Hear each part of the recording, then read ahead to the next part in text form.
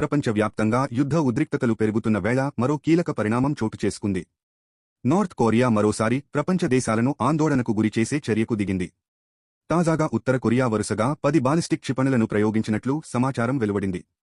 ఈ క్షిపణులు see of Japan జలాల్లో పడినట్లు అధికారులు వెల్లడించారు.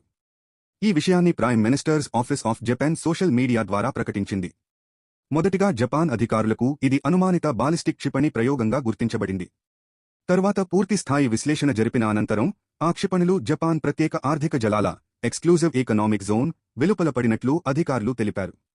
ఇది పెద్ద ప్రమాదంగా మారకపోయినా ఈ చర్య అంతర్జాతీయంగా తీవ్ర ఆందోళన కలిగిస్తోంది. ప్రస్తుతం సౌత్ కొరియా మరియు యునైటెడ్ స్టేట్స్ సంయుక్తంగా నిర్వహిస్తున్న సైనిక విన్యాసాల సమయంలోనే ఈ క్షిపణి ప్రయోగాలు జరగడం పరిస్థితిని మరింత ఉద్రిక్తంగా మార్చింది. నిపుణుల అభిప్రాయం ప్రకారం ఉత్తర కొరియా ఈ చర్య ద్వారా ప్రపంచ దేశాలకు ఒక హెచ్చరిక సంకేతం ఇవ్వాలని ప్రయత్నిస్తున్నట్లు భావిస్తున్నారు. ఇప్పటికైనా ఈ పరిణామాలపై ప్రపంచ దేశాలు దగ్గరగా గమనిస్తున్నాయి.